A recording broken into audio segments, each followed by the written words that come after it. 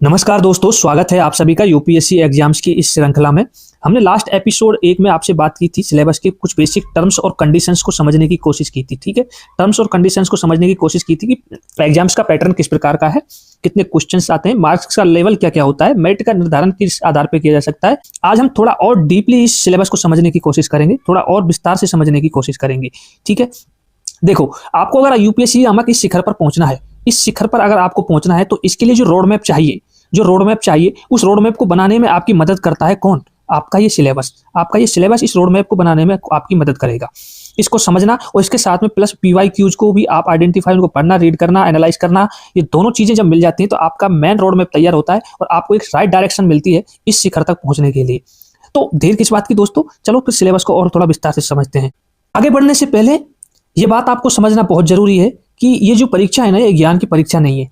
ये मत समझना कि आप किसी भी किताबों को पढ़ करके, मोटी मोटी किताबों को पढ़ करके, उनसे बहुत सारा ज्ञान प्राप्त कर करके और उनसे बहुत सारा डाटा या फैक्ट्स इकट्ठा करके आप इस एग्जाम्स में बैठ जाओगे और इसको क्वालिफाई कर लोगे, इसको पास कर लोगे। ये बिल्कुल मत सोचना। ठीक है, देखो, परीक्षा का उद्देश्य उम्मीदवारों की केवल जानकारी का आकलन करना नहीं है, ना मात्र उनकी सूचना के भंडार और स्मरण शक्ति का आकलन करना, बिल्कुल भी नहीं है। इसका उद्देश्य जो है वो है आपकी बौद्धिक और चारित्रिक विशेषताओं का आकलन करना। अब ये जो चारित्रिक और बौद्धिक जो विशेषता है ये आपकी बनती है दोस्तों कि आप राइट डायरेक्शन में, राइट बुक के साथ में आप अपनी तैयारी शुरू करो और चीजों को एनालिटिकल या फिर कहें कि क्रिटिकल थिंकिंग के द्वारा समझने की कोशिश करो, अंडरस्टैंड करने की कोशिश करो। देन उसके बाद ही आप जब एग्जाम्स में बैठोगे तो आप हाँ कह सकते हो कि आप इस एग्जाम्स को क्वालिफाई कर सकते हो, अन्यथा नहीं। आप इस एग्जाम्स को आपकी जो बोर्ड्स एग्जाम है या आपकी जो यूनिवर्सिटी की एग्जाम्स हुई है उनसे कंपेयर बिल्कुल मत करना। ठीक है, वहां आपको सिर्फ क्या होगा, वहां आपको सिर्फ और सिर्फ आपके रटने की जो आदत है, परंपरा है, वही काम आती है, लेकिन यहाँ पर बिल्कुल भी नहीं आती है। यहाँ आपको सूचनाओं का भंडार नहीं चाहिए। यूपीएससी को आपके अंदर एक बौद्धिक, एक चारित्रिक विशेषता चाहिए, किसी चीज पर सोचने विचारने की एनालिटिकल थिंकिंग चाहिए, उसके लेवल की पावर चाहिए आपके। ठीक है, माइंड्स में। अब क्या है कि इस अभियान के दोस्तों 2 चरण है। ठीक है, इस अभियान में आपके जो 2 चरण आते हैं, मेनली होने को तीसरा चरण और है जिसको इंटरव्यू बोलते हैं। ठीक है, उसके बारे में भी बात करेंगे, लेकिन पहले हम परीक्षा प्रारंभिक, प्रीलिम्स और मेंस दोनों एग्जामों को थोड़ा और विस्तार से समझने की कोशिश करते हैं आज के सेशन में। ठीक है, तो पहला क्या है कि प्रारंभिक जो परीक्षा है आपका दोस्तों, ये आपका क्या है कि पहला कदम होना चाहिए इसको क्वालिफाई करने के लिए, अगर आपको इस शिखर पर पहुंचना है। ठीक है, इस शिखर पर पहुंचने के लिए इसको क्वालिफाई करना बहुत जरूरी है। देन उसके बाद आपको मेंस करना पड़ेगा, मेंस के बाद इंटरव्यू तक जाना पड़ेगा। ये सारी चीजें हमने लास्ट सेशन में आपसे बात ही की थी। ठीक है, तो अब जब इस शिखर पर आप पहुंचना चाहते हैं, इस पर आप पहुंचने की तैयारी कर रहे हैं, तो अब इन दोनों एग्जाम्स को, सिलेबस को समझते हैं कि आखिर हम क्या पढ़ें, क्योंकि हमें तो एग्जाम्स क्लियर करना है ना। तो उस एग्जाम्स को क्लियर करने हमारे पास में कि इसके सिलेबस होना चाहिए और PYQs, previous years question papers होने चाहिए। इन दोनों के आधार पर हम पता लगा पाते हैं कि इंपोर्टेंट्स कौन कौन से टॉपिक्स हैं और कितना हमको पढ़ना है, कितना नहीं पढ़ना है। क्योंकि देखो, बहुत सारे मिथ ये बहुत बड़ा है आज के समय में मार्केट में कि यूपीएससी में पढ़ना ऐसे समझो जैसे पूरे सौरमंडल की पढ़ाई कर लेना। इस सौरमंडल में, इस ब्रह्मांड में जो कुछ भी है ना, वो सारा कुछ आपको पढ़ना है। ऐसा बिल्कुल भी नहीं है। आपको सिर्फ बहुत सीमित को, लिमिटेड पढ़ना है। यूपीएससी का भी अपना एक क्राइटेरिया है, एक सिलेबस है, एक पैटर्न है, उसके सीमा है, बाउंड्री है, उससे बाहर कुछ भी नहीं आता, सब कुछ उसी के अंदर है। और वो मदद करता है आपका ये मेंस का सिलेबस, जो बहुत ही विस्तार से यूपीएससी ने आपको डिफाइन किया हुआ है, आपको दिया हुआ है बहुत ही क्लियरिटी के साथ में। तो आगे बढ़ने से पहले आपको बता दूं कि मैं हमारा इस कनीनवार क्लासरूम चैनल पर आपको जो भी एनसीईआरटी की बुक्स हैं, आपकी हिस्ट्री की हो गई, आपकी पॉलिटी की हो गई, आपकी ज्योग्राफी की हो गई, इकोनॉमी की हो गई, क्लास 6 से लेकर के और क्लास 12 तक आपकी जो भी एनसीईआरटी की बुक्स हैं, ह्यूमैनिटी की, उन सारी बुक्स की आपको क्लासेज मिलेंगी हमारे इसी चैनल पर, कनीनवार क्लासरूम पर। ठीक है, जो यूपीएससी, आरपीएससी, यूपीपीएससी जैसे एग्जाम्स, कॉम्पिटिटिव एग्जाम्स के लिए इंपॉर्टेंट है ही, साथ ही साथ जो आरबीएससी, सीबीएसई बोर्ड से पढ़ाई करने वाले स्टूडेंट हैं उनके लिए भी ये क्लासेज बहुत इंपॉर्टेंट होने वाली है। तो बने रहे हमारे साथ में। तो पहला पड़ाव जो हमारा है, जो पहला हमारा कदम है, रास्ता है हमारा इस शिखर पर पहुंचने का, वो हमारी प्रीलिम्स परीक्षा है, प्रारंभिक परीक्षा। ठीक है, इसके ये अंकों का हमने लास्ट सेशन में आपसे बात कर ही ली थी, तो इनके बारे में क्या बात करें। ठीक है, तो आगे बढ़ते हैं, थोड़ा और अलग विस्तार से समझते हैं इस ही प्रीलिम्स परीक्षा के सिलेबस को। यहाँ पर क्या है कि आपकी जो राष्ट्रीय और अंतर्राष्ट्रीय महत्व की समसामयिक घटनाएं, मतलब कि जो करंट में जो घटनाएं हो रही हैं आपके नेशनल लेवल पर और इंटरनेशनल लेवल पर, इन दोनों ही लेवल पर आपकी जो घटनाएं हो रही हैं, उन घटनाओं से क्वेश्चंस पुट अप होंगे, उन घटनाओं से क्वेश्चंस आपको देखने को मिलते हैं इस प्रीलिम्स एग्जाम्स के अंदर, जो आपका एक ऑप्शनल टाइप का पेपर होता है, बहुविकल्पीय टाइप का। इसके अंदर भारतीय इतिहास और भारतीय राष्ट्रीय आंदोलन, कहें तो हिस्ट्री आपको सब्जेक्ट पढ़नी पड़ेगी। ठीक है। भारत एवं विश्व का भूगोल आपको पढ़ना पड़ेगा, ज्योग्राफी की, ठीक है। ज्योग्राफी से क्वेश्चन आते हैं। भारतीय राजतंत्र और शासन, इसका मतलब आपकी पॉलिटी हो गई, ठीक है। और आर्थिक और सामाजिक विकास, इसके अंतर्गत आपको दोस्तों इकोनॉमी के क्वेश्चंस आते हैं। पर्यावरणीय, पारिस्थितिकी, जैव विविधता और मौसम परिवर्तन, ये सारे क्वेश्चंस इन सब्जेक्ट से आते हैं। और सामान्य विज्ञान, आपकी जो साइंस है, उससे भी आपके काफी सारे क्वेश्चंस पुट अप होते हैं इस प्रीलिम्स परीक्षा में, ठीक है। तो इतना आपको समझ में आ गया कि क्या इसका सिलेबस है। इतना ही सिलेबस आपको यूपीएससी ने आपके लिए दिया हुआ है इस प्रारंभिक परीक्षा का।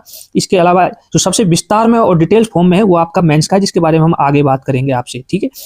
तो आपने समझा, राष्ट्रीय अंतर्राष्ट्रीय महत्व की घटनाएं होगी, करंट अफेयर्स, और history, geography and polity and economy से सब्जेक्ट्स हैं, उनसे भी आपके क्वेश्चन पुट अप होते हैं। और पर्यावरण, पारिस्थितिकी, जैव विविधता, मौसम परिवर्तन, ये आपकी जो सब्जेक्ट हैं उनसे भी आपके पर्यावरण, पारिस्थितिकी और जैव विविधता, ये मौसम परिवर्तन, सारे आपके ज्योग्राफी के भी पार्ट्स होते हैं। वहीं से आपके काफी सारा कुछ कवर हो जाता है, ठीक है। सामान्य विज्ञान के लिए आपको एनसीईआरटी की किताबें पढ़नी ही होती है, क्लास 6 से लेकर के क्लास 10 तक की जो भी आपकी साइंस की किताबें।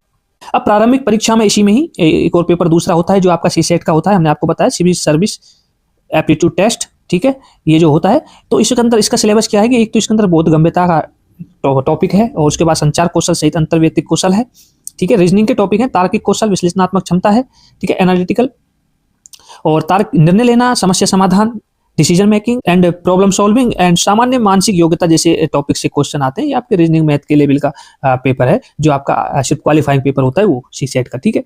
ये इतना सिलेबस है आपका प्रीलिम्स का। आगे बढ़ते हैं।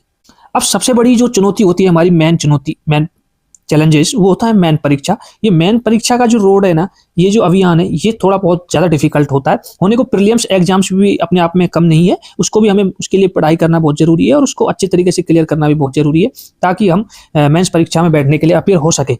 तो मुख्य परीक्षा का उद्देश्य उम्मीदवारों के समग्र बौद्धिक गुणों और उनके गहन ज्ञान का आकलन करना है, ठीक है। अब तक आपने प्रीलिम्स में क्या किया, आपने सिर्फ बेसिक चीजें आपको पता होनी चाहिए, कुछ डाटा फैक्ट्स पता होना चाहिए, थोड़ा बहुत एनालिटिकल अप्रोच आपको पता होनी चाहिए, ठीक है। कुछ पजल टाइप की सॉल्विंग आपको आ जानी चाहिए, ठीक है। इस तरह के क्वेश्चंस आपके पुटअप होते हैं, तो वहां से तो वो होता है। लेकिन आपको मेंस में बौद्धिक गुणों और उनके गहन ज्ञान का आकलन करना होता है। इस परीक्षा का उद्देश्य जो है, ये परीक्षा लिखित होती है, वर्णनात्मक प्रकृति की, और इसमें कुल 9 प्रश्न पत्र होते हैं। ये हमने बात ही की थी। 2 और 1 प्रश्न पत्र होते हैं आपकी भारतीय भाषाओं के, एक तो आपकी हिंदी का हो गया और एक अंग्रेजी का हो गया। उसके बाद में आपके जो मेरिट रैंकिंग होते हैं वो आपके 7 पेपर्स होते हैं, जिसमें जीएस के 4 हो गए, 2 ऑप्शनल के हो गए और 1 निबंध का पेपर हो गया। आगे हम बात करते हैं। तो नीम का निर्माण जो है, जो निबंध और सामान्य अध्ययन का पेपर फर्स्ट है, यहीं से होता है। इस जो मेंस एग्जाम है इसकी नीम का निर्माण, ठीक है। तो निबंध का पेपर होता है एक, हमने अभी बात की, विविध विषयों पर निबंध आते हैं जिसमें विचारों को सुगठित रूप से व्यक्त करना अपेक्षित है। ये जो निबंध है, इसकी निबंध की प्रिपरेशन आपकी इन जीएस के 4 पेपरों की प्रिपरेशन के साथ में हो जाती है। इस चीज की टेंशन मत लेना बिल्कुल भी कि आपको कुछ अलग से इसको पढ़ना पड़ेगा। सारे टॉपिक्स आपके जो भी जीएस की सब्जेक्ट्स हैं, सामान्य अध्ययन की 4 पेपरों की, उन सभी सब्जेक्ट से पुटअप होते हैं, बन करके उन पर आपको अपने विचार रखने होते हैं, बस यही करना होता है इस निबंध में, ठीक है। और इसके निबंध को लिखने का जो पैटर्न है वो आपको फॉलो करना पड़ता ही है।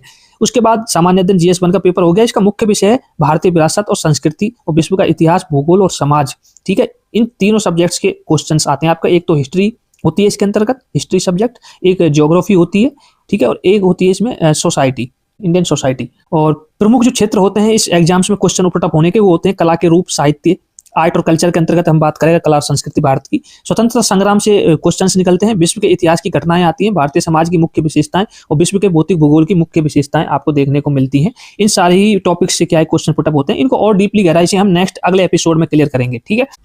अब जो राष्ट्र का ढांचा होता है वो सामान्य अध्ययन का सेकंड पेपर होता है, क्योंकि ये सीधा सीधा कहें कि हम भारतीय राज्य व्यवस्था से जुड़ा हुआ होता है, राज्य व्यवस्था से जुड़ा हुआ होता है, ठीक है। तो इसके अंदर शासन व्यवस्था, संविधान, शासन प्रणाली और सामाजिक न्याय और अंतर्राष्ट्रीय संबंध, मतलब कहें कि हम social justice and international relation वाले क्वेश्चंस आते हैं। शासन प्रणाली आती है हमारी, और संविधान, कॉन्स्टिट्यूशन एंड शासन व्यवस्था जैसे क्षेत्रों टॉपिकों से क्वेश्चंस पुटअप होते हैं, ठीक है। इसके अंतर्गत मैं कौन कौन सी सब्जेक्ट हो गई, एक तो हमारी पॉलिटी हो जाती है, ठीक है, जिसके अंतर्गत शासन व्यवस्था, संविधान, शासन और प्रणाली होती है। एक सामाजिक न्याय, इंटरनल सोशल जस्टिस हो गई, ठीक है, और एक अंतर्राष्ट्रीय संबंध, IR, इंटरनेशनल रिलेशन। इन सारी सब्जेक्ट्स के हमारे क्वेश्चन आते हैं। बाकी ये काफी सारी चीजें, सामाजिक न्याय, अंतर्राष्ट्रीय संबंध जैसे टॉपिक्स जिनसे क्वेश्चन पुटअप होते हैं, वो हमारी मदद, हमारी पॉलिटी जो हम कुक करते हैं उसके माध्यम से हमें काफी मदद मिल जाती है उनका तैयारी करने के लिए, इन टॉपिक्स के क्वेश्चन के लिए, ठीक है। तो भारतीय संविधान प्रमुख क्षेत्र हो गए। ऐतिहासिक आधार, उसका ऐतिहासिक आधार, भारतीय संविधान कब बना, कैसे बना, ठीक है। क्या क्या समस्याएं, क्या क्या प्रक्रिया रही, उसके विकास कैसा हुआ और विशेषताएं क्या क्या हैं भारतीय संविधान की मेन, उन सब चीज़ों से क्वेश्चन पूछे जाते हैं। आपके संघ और राज्यों के कार्य और उत्तरदायित्व के बारे में क्वेश्चन आते हैं। शक्तियों का पृथक्करण आता है कि संघ और राज्यों के बीच में शक्तियों का बंटवारा किस प्रकार किया गया है, उनके लिए क्या क्या विवाद निवारण तंत्र बनाए गए हैं। अगर एक दूसरी संस्थाओं में अगर शक्तियों में टकराव होता है तो उनका निवारण तंत्र के लिए भी कोई संस्थाएं बनाई जाती हैं। उसके बाद कार्यपालिका और न्यायपालिका की संरचना के बारे में पूछा जाता है। शासन व्यवस्था के महत्वपूर्ण पक्ष, ई गवर्नेंस और भारत में इसके पड़ोसी संबंध, जैसे ये हमारा IR के अंतर्गत आ गया है। ये सारी चीजें हमें देखने को मिलती हैं इस GS पेपर सेकंड के अंतर्गत। और विकास हमारे देश की और सुरक्षा से जुड़े जो मामले हैं, वो सारे क्वेश्चंस जो बनते हैं वो हमारे सामान्य अध्ययन 3 पेपर के माध्यम से बनते हैं। प्रमुख क्षेत्र इसके हैं भारतीय अर्थव्यवस्था का तथा योजना उसकी और संसाधनों को जुटाने से संबंधित विषय, सरकारी बजट और बुनियादी ढांचा, ऊर्जा, बंदरगाह, सड़क आदि, विज्ञान, प्रौद्योगिकी, विकास, अनुप्रयोग, आंतरिक सुरक्षा के लिए चुनौतियां, इस तरह के सब्जेक्ट से क्वेश्चन आते हैं।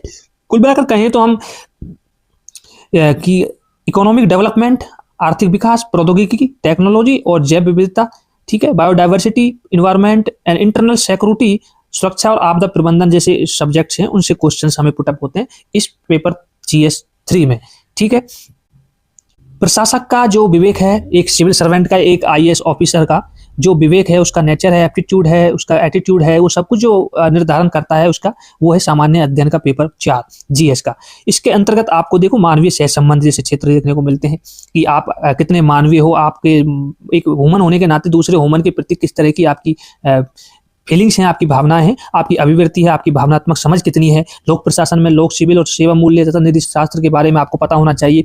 शासन व्यवस्था में ईमानदारी कितनी होनी चाहिए, ईमानदारी का क्या महत्व है, ये सारे टॉपिक से आपसे सवाल पूछे जाते हैं। और उपयुक्त विषयों पर एक मामला संबंधी अध्ययन होता है, केस स्टडी के क्वेश्चन भी आपको आते हैं कि कोई घटना के बारे में आपको जिक्र करा दिया और उस घटना में आपको मैन उसका जो है लीडर बना दिया गया, एक DM ऑफिसर बना दिया गया या किसी जिले का, या SDM बना दिया गया किसी तहसील का, तो आप उस चीज से संबोधित करके ना आपसे उस सिचुएशन को सॉल्व करने के लिए आपसे केस स्टडी दी जाती है। ऐसे क्वेश्चंस आपको पुटअप होते हैं इस GS 4 से। और बाकी के जो होते हैं, आपकी जो भी पर्सनैलिटी है, आपका एटीट्यूड है, आपका व्यक्तित्व, ये सारी चीजों को जांचने परखने के लिए इस पेपर 4 को जोड़ा गया। इस प्रश्न पत्र में ऐसे प्रश्न शामिल होंगे जो सार्वजनिक जीवन में उम्मीदवारों की सत्यनिष्ठा, ईमानदारी, देखो संबंधित विषयों के प्रति उनके अभिव्यक्ति और उनके दृष्टिकोण पर परीक्षण करेंगे, ठीक है। ये बहुत इंपॉर्टेंट फैक्ट्स हैं, ये आपके लिए समझना बहुत जरूरी है।